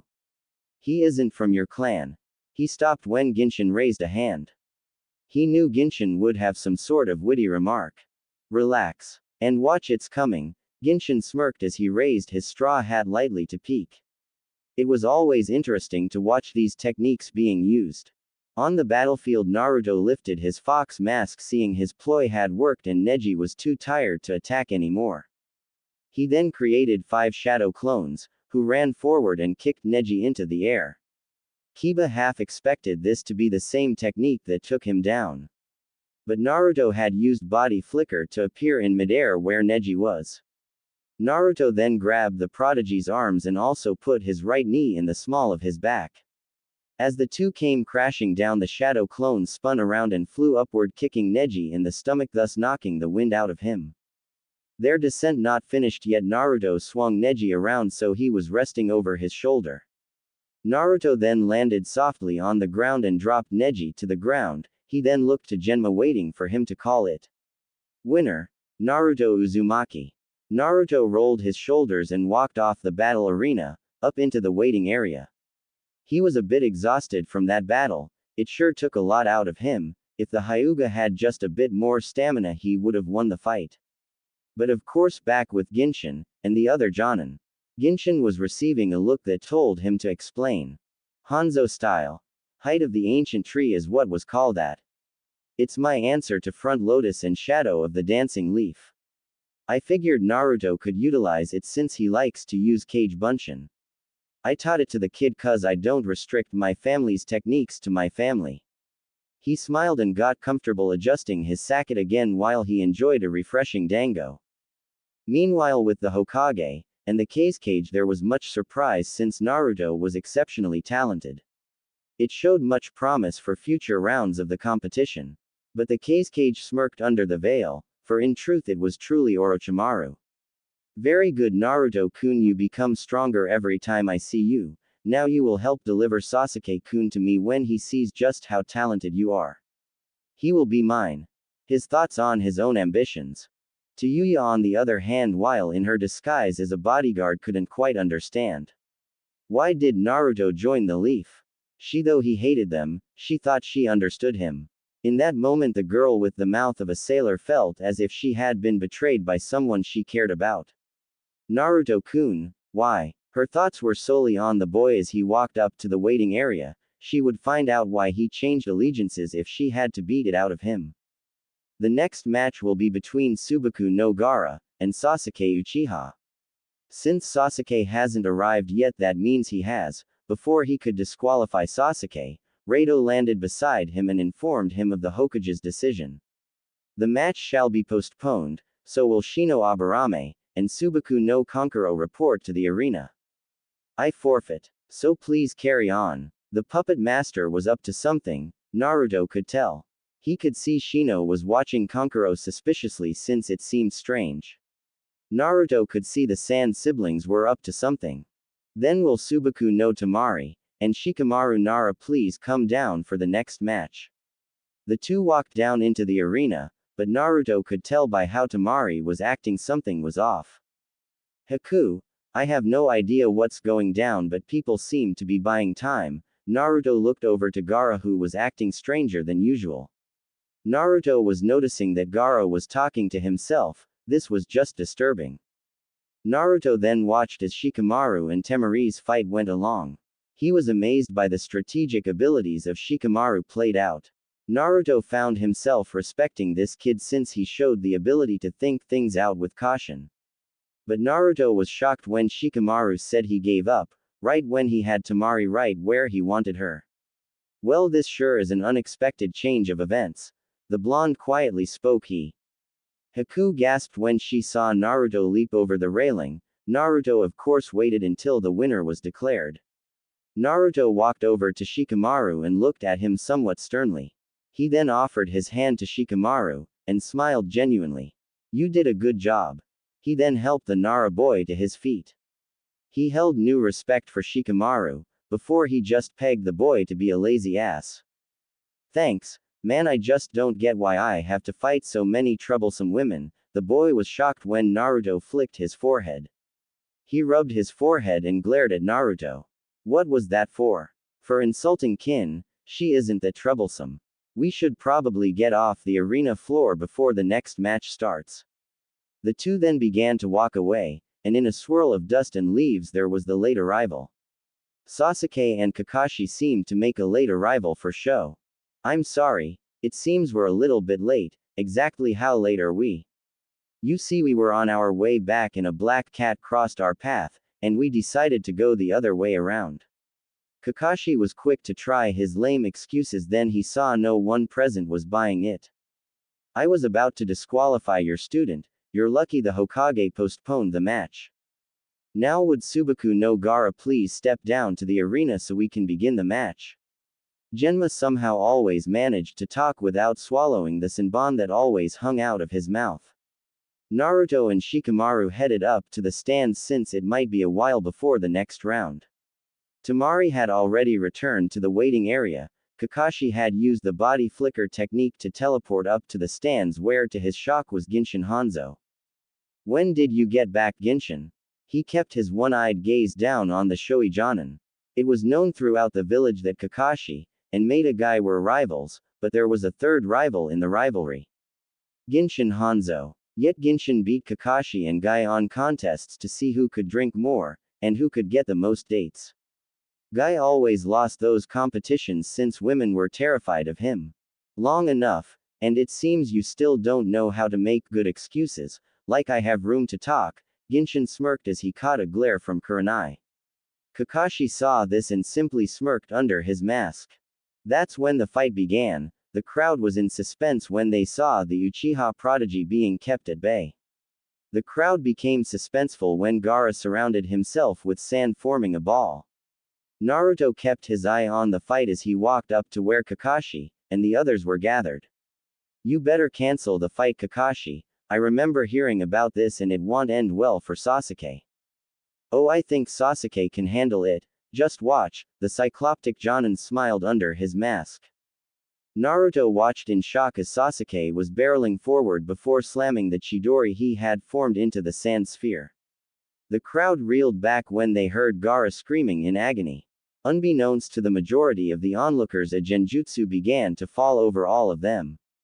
The Jonin instinctively released its effects over them, as did Naruto and Sakura. That's when explosions went off and the attack began as numerous sound and sand ninja flooded the area. The snake is making his move, Naruto muttered unaware as a sound ninja was coming up behind him. He was shocked to see Guy rush and take down the ninja while breaking a hole in the wall using immense strength. Naruto looked at the arena to see that Sasuke was gone. Alright, listen up. This is the first ranked mission since the Land of Waves. You are to catch up with Sasuke, and see to it he doesn't fall into enemy hands. The cycloptic Jonin then used his summoning technique to summon Pakun. Pakun shall lead the way. Good luck. Naruto, be careful and don't overdo it. You will need to be careful, you are an enemy to all of Otogakure now. Genshin smirked at the boy, and that's when a sound ninja kicked the hat off the Jonin's head. Hi, Genshin sensei. Naruto then used his summoning technique to call out one of the lesser wolf summons. A wolf covered in samurai armor appeared. It was a large wolf, large enough for someone to ride on. Naruto, You called for me. The wolf turned his head to look at Naruto. Yes, Susanoo, we have to catch up to someone, so we need you to help us get there fast. Shikamaru, Sakura, get on his back, Naruto commanded quickly and jumped out of the opening and ran into the forest, leaping into the trees. Shikamaru and Sakura soon followed while on the wolf named Susanoo. Pakun was of course in tow while on the wolf. Genshin, was it really necessary to do that to the sound ninja? Kakashi asked as he saw a sound ninja pinned to a wall by a kunai in a very, very painful place. A kunai through the groin, talk about very, very painful. What do you expect, Kakashi? The prick touched the sacket. No one touches my hat. Except maybe a few ladies. The showy Jonin smirked as he threw a few kunai and took down a few sound ninja. The cocky Jonin picked up his hat and put it on. In the forest, we're being followed, the small dog spoke, catching them off guard since they didn't expect for the summoned dog to speak. Then again, he is a dog summon. By 7, no 8. The team continued on ahead. Susanoo snarled slightly, wanting the chance to rip apart the pursuers, but he had to wait until the one who summoned him said so. It could wait because Naruto was more focused on following this mission through, as it was the best way to prove that this was now his home. Let's try to lose them then. The pink-haired Kunoichi suggested, but Naruto shook his head. He knew it wouldn't work since he had intimate knowledge of the way these sound ninja worked. We need to take them down. I should pull back and take these guys down. I still have plenty of chakra, so it shouldn't be that hard. Naruto narrowed his eyes. He could feel the killing intent in the air. The sound ninja were after him, even though he probably could take them by summoning another wolf Bishamontan. Unlike the ape or toad summons, you didn't necessarily have to call on the boss for your needs. No, not yet, Naruto, that won't work. We got to try and lose them first, Shikamaru lazily said as the group continued on ahead. He could clearly see that Naruto was thinking, but his strategy needed some work. We have to gauge their strength, got it? Fine, but we can't afford to lose time. Gaara isn't acting normal. With that said, Sakura and Shikamaru began to look at Naruto with doubt of his loyalties. He only just joined the village as a shinobi, but why would the Hokage make a traitor of another village part of this village? You seem to know a lot about the people attacking, Sakura spoke in a suspicious tone as she pulled a kunai out and leapt forward, pinning Naruto to the tree with an accusing look in her eye. Knock it off, Sakura. If he was helping the Oto and Suna ninja, he would have struck by now, so knock it off, this isn't the time. Shikamaru quickly warned the girl. He seemed to have a no-nonsense approach to what was happening. This wasn't the time for senseless fighting. Naruto, not having time for this, grabbed hold of the girl and laid her over his shoulder and began leaping ahead. Which way do we go, Pakun? We should keep going straight ahead. If we can fake them out, it should be clear sailing. The small dog said. He kept in the lead, making sure he kept tracking Sasuke. They kept running through the treetops for a good minutes, but it didn't look like the enemies were going to relent. Looks like we need to divert them. Someone needs to stay behind though. The young tactical genius calmly spoke. He saw the shocked look on Sakura's face. Naruto of course remained calm. I'll do I, Naruto began, but was instantly cut off by Shikamaru. I gotta do it. Naruto, you have more chakra, and you know Gaara better than us, so that gives you a tactical advantage, and Sakura, you might need to treat Sasuke's injuries if he has any. As troublesome as it is, I can buy you two enough time. With that, Shikamaru surprisingly jumped off the wolf's back before the two could argue with him. Naruto could only understand that this was a situation that couldn't be avoided. Shikamaru. The pink-haired girl screamed out, but Naruto jumped onto Susanoo's back and didn't stop. He was exposed to the harsher side of shinobi life, unlike this girl. We have to stop Naruto. He can't fight anymore. Shut up. Naruto coldly spoke. He knew the risks of a mission of this rank. He leaned forward and looked ahead, his eyes watching the forest up ahead. Remember those cards that Kabuto showed you before the exams began? That isn't even half the story, so shut up. You're a ninja, so grow up and act like it. Sakura's eyes opened widely, then she remembered that before the exams began, Kabuto had those information cards. Now I remember the cards. Her thoughts were troubled now. Flashback to before the exams started. Can you show me information about two people? Subaku no Gaara and Naruto Uzumaki. The Uchiha prodigy wanted to size up his competition, it would seem. But of course, just one moment. Kabuto smiled softly as he set two cards down and poured chakra into the first, which displayed all of Gaara's information. Okay, first is Subaku no Gaara. His mission history is 8C ranked and 1B ranked. That's pretty impressive for being a genin. But as he is a newcomer from a foreign land, I have little information on him, but he has returned from all of his missions unscathed. Kabuto poured chakra into the second card, and it displayed Naruto's information. The Uchiha prodigy was shocked when he saw the mission history. Naruto is prodigy of Otogakur, it would seem. Says here he has completed 10C ranked, 4B ranked, and 2A ranked missions. He seems to be a bit more impressive than Gaara. According to the information I have gathered from word of mouth, he was trained by the Otokage. Back in the present, Naruto Uzumaki, you are hiding behind a mask. Sakura could tell that there was something different about Naruto. Something about him told her he wasn't what he appeared to be. Susanoo, we better step up the speed, we have lost some valuable time. Naruto reached down and picked up Pakun, so they could move a little bit swifter. You just keep directing us, Pakun, we need to catch up. Back at the stadium, Genshin. Kakashi looked about the arena. First Asuma is gone, now Genshin. This wasn't going to end well. Now within the annals of Konohagakure's history there have been many ninja that became traitors. Or in some cases were Nuke Nin, Shirotoku Kanshisha, and Kuroken Satsujin. 2S rank Nuke Nin of infamy similar to Itachi. Kakashi then knew what was happening, another case of unfinished business. Genshin, you better be careful, those two nearly killed you last time. Kakashi momentarily thought before dispatching another two-sound ninja. Back in the forest. We have to move around. There is a fight up ahead, a big one. We want to avoid being caught up in this one. Naruto nodded at Pakun's words and nudged Susanoo to begin going around the battle area. Who is fighting? Sakura curiously as she sat behind Naruto on the back of the wolf. She couldn't make out the shadows in the canopy of the forest.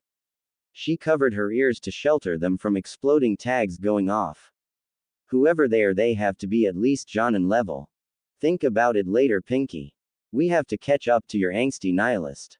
Naruto growled his words out as he held on to the wolf tightly. The wolf sped up as it jumped from branch to branch. The battle area. My, you've grown weak. Genshin, you really should have joined Orochimaru like we did. He made us better. A man with black hair. He wore flowing black robes with the black half of the yin-yang on the sleeves and on the back, spoke coldly as he perched on the top of a tree. Genshin glared and used his Kekkei Genkai, and from his palms two kunai were produced. Oh, it seems our wayward comrade wants to play Shirotoku. Is that so, little brother? Do you want to play? Called a second man who had white hair. He wore long flowing robes white with the white half of the yin-yang on the back and on the sleeves. Ice element. Diamond prison.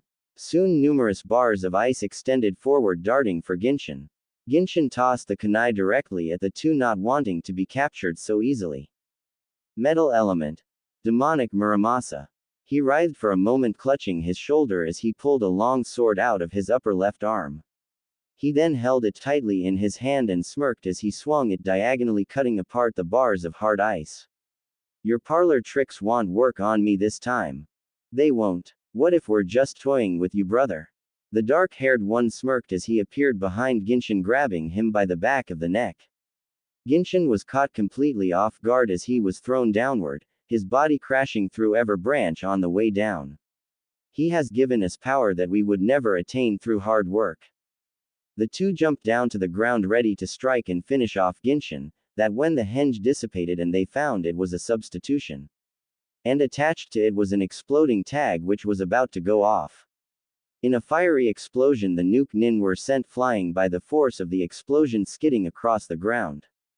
You didn't honestly think I would fall for the same trick? Genshin stood on a high branch and tipped his sacket upward. Get up and stop fakin', that didn't hurt you too. He then looked seriously as the two, he stood confidently on the branch holding the sword tightly in his hand. You're right, Shin no Kage Heiki. Kurokan spoke with great aggression as he reached into his shadow pulling out a serrated Kusari Gama. He began spinning the chain scythe about as he began to walk forward watching Genshin intently.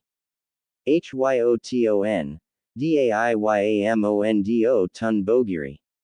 Shirotoku formed a spear comprised of his unique diamond strength ice. He then charged forward leaping into the tree thrusting the spear forward driving Genshin off the branch. Genshin jumped to a higher branch still holding the sword tightly in his hand. From the side Kurokan flew towards Genshin and threw the scythe at him. Genshin was slashed across the chest but to Kurokan's surprise it turned into a substitution with an exploding tag attached to it. Kurokan was sent flying by the force of this explosion and hit a tree extremely hard. Before he could get up Genshin flew forward and pierced Kurokan's shoulder with the Muramasa and forced him to be stuck to the tree. Hanzo style. Celestial Wolf Fist. He then unleashed a flurry of 5 punches striking Kurokan across the chest 5 times but then jumped back as Kurokan's body cracked seeing 2 exploding tags appear. He was sent flying off into the distance as a great explosion went off. Ice Element. Diamond Prison. Before Genshin could get away he was trapped in the prison. As the two approached they laughed in enjoyment to see they had captured their former friend. Who gets to kill him? Shirotoku's voice was devoid of any emotions, it just seemed to be sickening as he spoke, but just then both were pulled underground. Genshin within the prison of ice turned out to be a substitution which was covered in exploding tags. The tags exploded causing the prison to shatter and sent several shards of ice towards the two trapped in the ground who in turn turned out to be substitutions. Are we done dancing? 'Cause ya know I don't dance with dudes. The three stood perched atop the trees ready to start fighting each other seriously now. Genshin smirked and flipped backward as numerous exploding tags went off causing the general area they were in to explode in a chain. Genshin rode the force of the explosion to get away. Not today. I will avenge my sensei's murder some other day, he coughed lightly after he hit the ground hard. He then bit his thumb and went through the hand seals to summon and slammed his hand to the ground summoning a golden-furred wolf. On the wolf's back was a shining gold disc, he grabbed hold of the disc and coughed some more. Run Amaterasu, take me back to the village. The wolf ran off at high speed heading back to the village with Genshin riding on her back. But in the blast zone the two he was fighting stood unscathed due to the intervention of Shirotoku's Kekkei Genkai. Run little brother, we will find you later, and send you to join sensei. Shirotoku smirked before laughing in enjoyment of the promise of killing Genshin. We did our job, let's go. Orochimaru promised if we divert the catalyst, and kept the womanizer busy we could play with some leaves. Kurokan spoke with a sadistic tone before laughing in a twisted manner that could make anyone's skin crawl.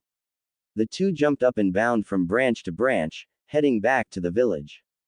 Back with Naruto. Genshin sensei, I hope you are alright. Naruto looked concerned due to the massive explosion that just went off. He didn't know what was going on but they had to hurry up and catch up to Sasuke.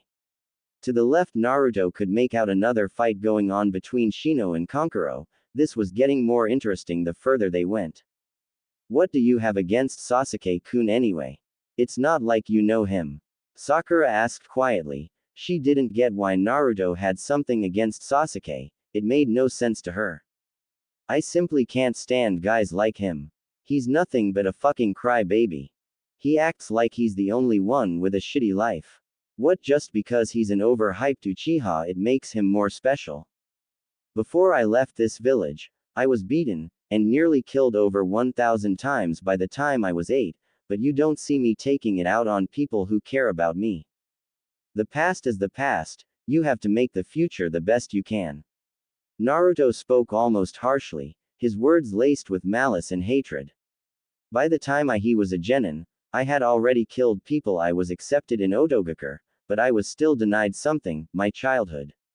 So do excuse me when I say Sasuke needs to grow the fuck up.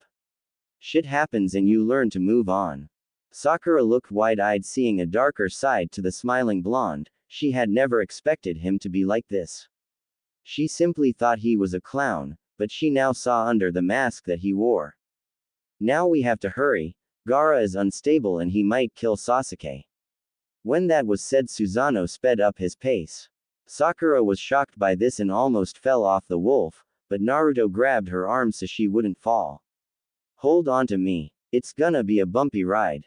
Sasuke is fighting someone, or should I say something, and it's not human, the small dog commented as they neared where Sasuke was.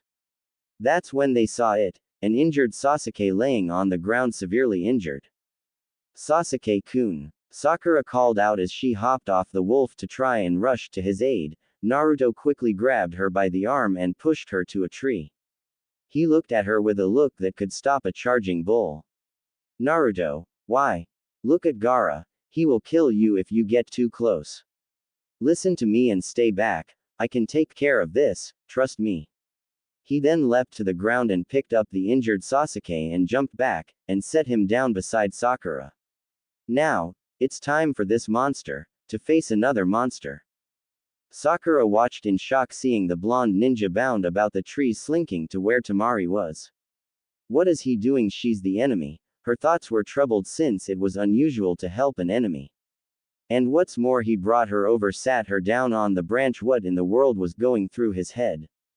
Naruto, I've been waiting to kill you. Gaara spoke a beastly manner. He stood atop a branch halfway transformed.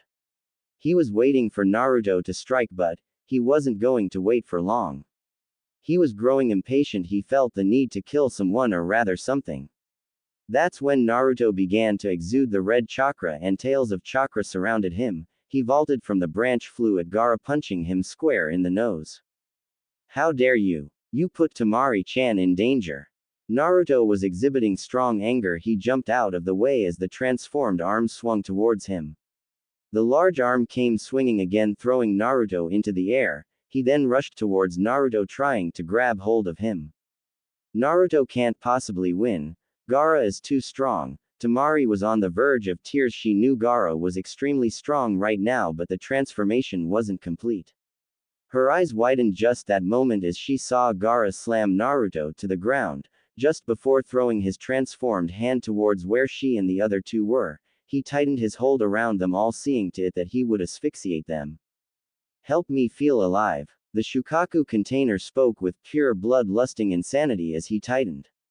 He then roared out loudly as Naruto came down and spun, cutting into the transformed arm with the sword of Kusanagi. This is different. It's more thrilling to kill someone that's stronger than me, so I shall kill you. Gaara began to laugh in a sickening manner. Then come get me, Shukaku. Naruto called out, sheathing his sword before he jumped into the branches of the trees, apparently running away. In fact, he was luring Gaara further away from the three who couldn't do any fighting. Gaara took two hostages, Temari and Sakura. He needed to have collateral to make Naruto fight him to his fullest. Naruto remembered his training with Genshin on wolf summons and what each wolf can do. He knew he would have to utilize all of his training. If he wanted to survive this, he couldn't use the techniques that he learned from Jiraiya and Genshin yet. He had trouble with them still. He couldn't count on them just yet, so it would be taijutsu and what he knows already. Flash back to training. Now Naruto, the wolf summons each have a unique set of talents. Just like King Enma becomes a staff, the wolves each have forms. Susanoo becomes leg armor, Amaterasu becomes torso armor, and Tsukuyomi becomes a helmet. Now keep this in mind. The boss summon Fenrir the Wolf King does not transform. His size increases, but only call him if you really need him. They call him the god-killing wolf for a reason. Genshin spoke sagely as he adjusted his hat, his eyes drifting off into the horizon before smiling cheekily. But he doesn't mind if you use him for smaller tasks, just as long as it's worth his time. Back in the present, Kuchio's no jutsu, Naruto slammed his hand onto a tree branch, summoning a red wolf carrying numerous blades on his back. His body was covered in scars. He was also clad in samurai armor. Naruto-sama, you called. The wolf snarled out as he stood beside the boy. He saw the boy pulling the fox mask down over his face and knew what was going down. So that's it, trouble. Great storehouse technique. The wolf transformed into a giant club in the shape of pagoda. Naruto tightly gripped the handle. That's when Gaara hulking form appeared in a fully transformed state with Temari and Sakura trapped within his shoulders. If you want to save them, you have to defeat me, otherwise they will die, they will be crushed. Naruto glared. He had to be careful now, he didn't want to hurt either of them. Gaara and I aren't so different, he was like me, he was hated by the villagers of his village. They feared him. I was fortunate, even though I was deceived into think Otogakur would offer me what I needed, I still met people that care about me. Kin, Haku, Kakashi, Sarutobi, Genshin-sensei, Jiraiya-sensei, those girls who are stalking me, and Tayuya-chan, I have somewhere I belong. But you had to deal with the same problems I did, I have to stop you though. Gaara. Naruto's thoughts about how things have changed for him helped him steel his resolve, and he rushed forward and swung the club, knocking the transformed Gaara in the leg, but the sand making up the body grabbed hold of the club and Bishamon reverted to his normal state to escape. No good, Naruto-sama, you might have to try something else. Naruto then proceeded to use the return of summon jutsu, sending his two summons back. Naruto jumped about from branch to branch trying to avoid the rage of Gaara. Trees were continually being destroyed, and Naruto kept out of the way. This of course was causing him to use up chakra. Naruto prepared a kunai and jumped to branch above and created 4 shadow clones. The clones ran forth to run interference. Naruto used this time to prepare the kunai with an exploding tag. He jumped about using his speed and agility to get behind Gaara. He thought that tail looked mighty convenient and charged for it. 1,000 years of death.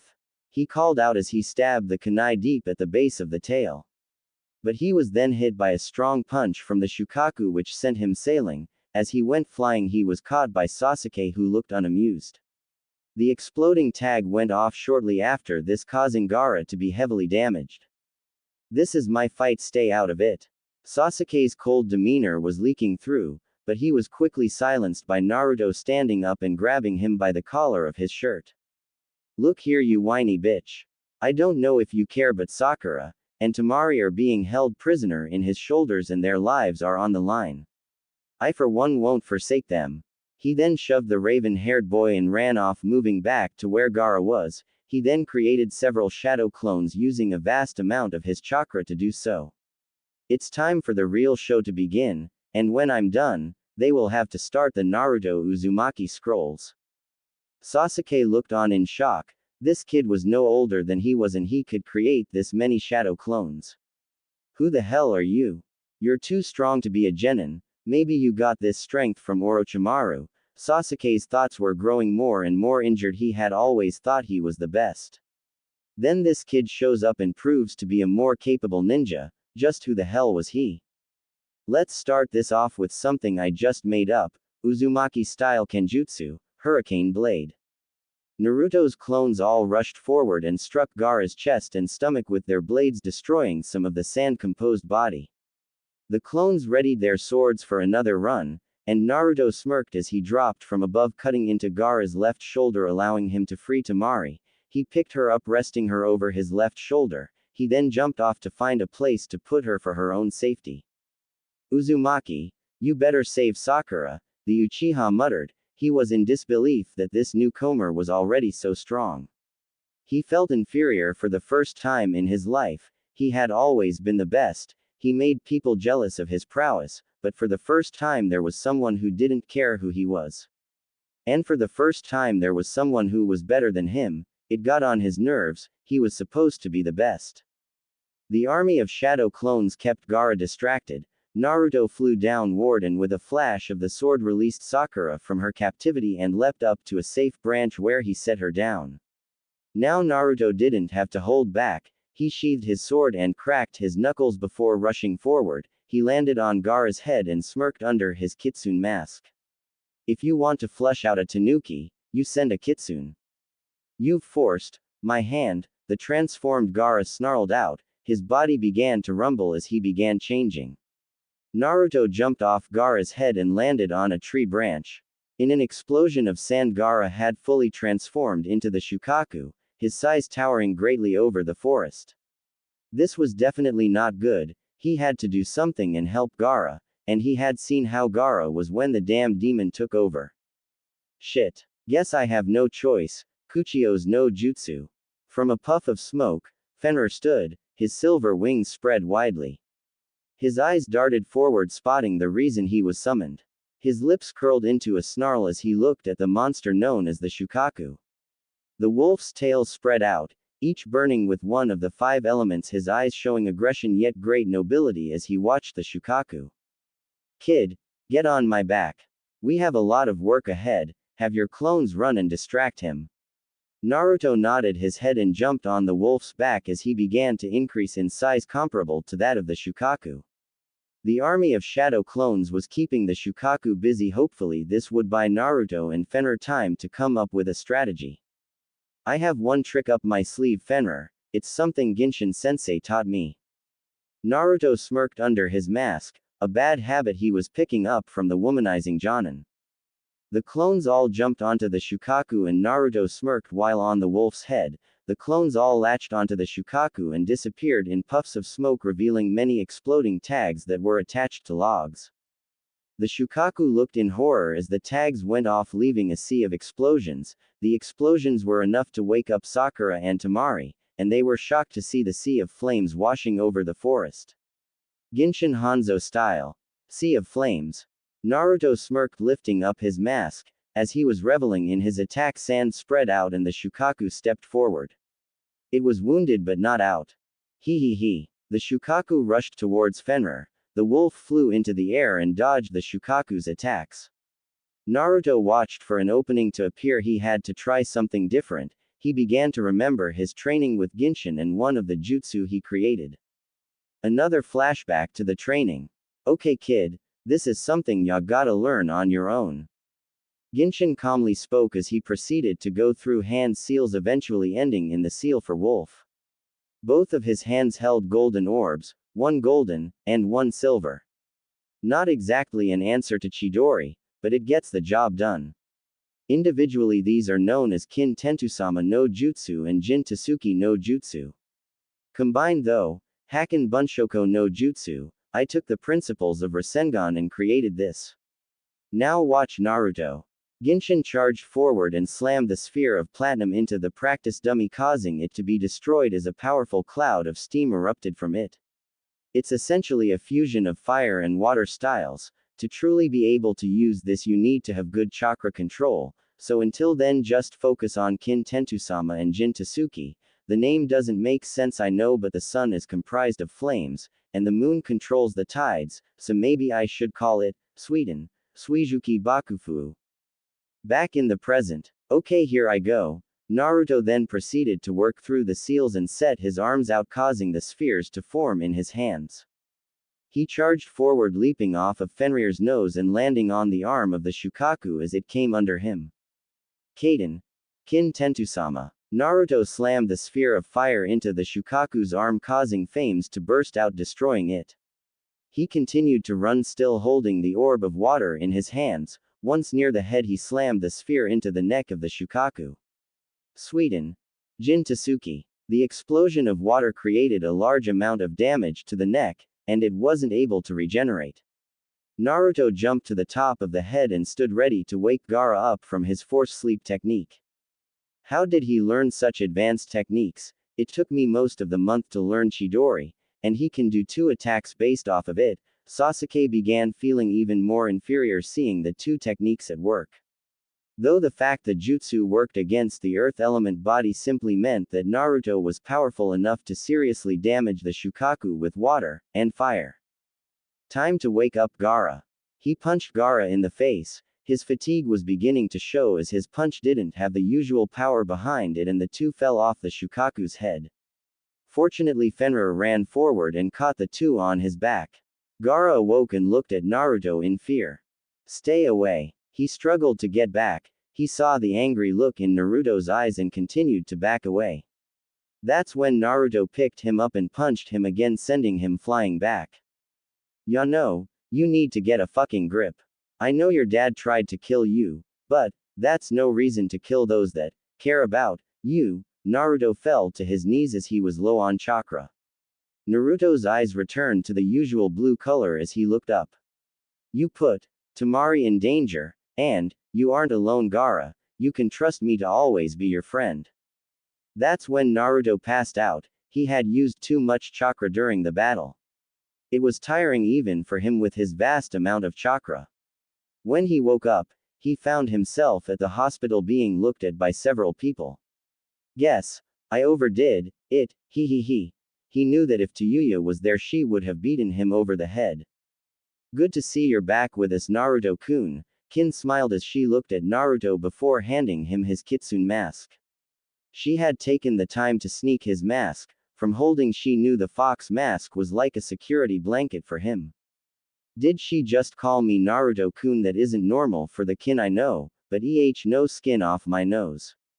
Naruto was slightly confused by this since Kin was acting in a way that would bring the wrath of Tayuya upon her if she was for the first time ever smiled genuinely and put the mask on his head.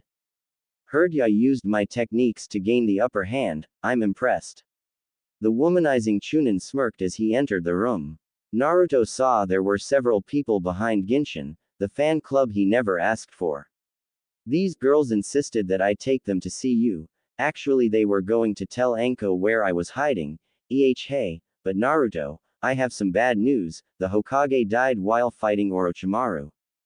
The room grew somber, and Naruto knew this was the life of a shinobi, but he felt sad for the first time in many years. He had to learn to lock away emotions while in Otogakure it was considered being too soft. Orochimaru raised weapons. But he was no longer the damned emotionless weapon Orochimaru trained, and he could show emotions. Naruto's eyes filled with tears as he looked down. In the short time he had known the Sandaime Hokage, Sarutobi, he came to understand somewhat that even shinobi should have emotions. The day of the Hokage's funeral.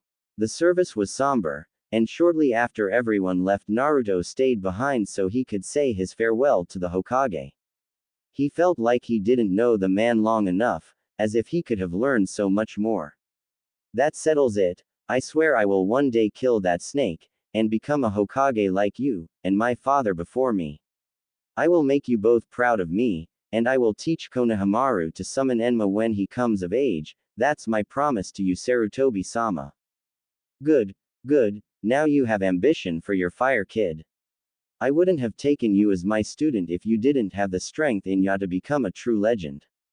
Genshin walked up and set a hand on Naruto's head. He believed in you, kid, so do I. Come on, don't let it get you down. I think that's how he would have wanted to go, fighting. We need to find you some place to stay, and that won't be easy. Off in the distance, two men wearing cloaks with red clouds painted on them stood, one with a large sword, and the other much shorter than he. The infamous Akatsuki had arrived to get something that they figured would be attainable, and they knew Naruto was here. Things aren't bound to be as peaceful as Naruto had hoped.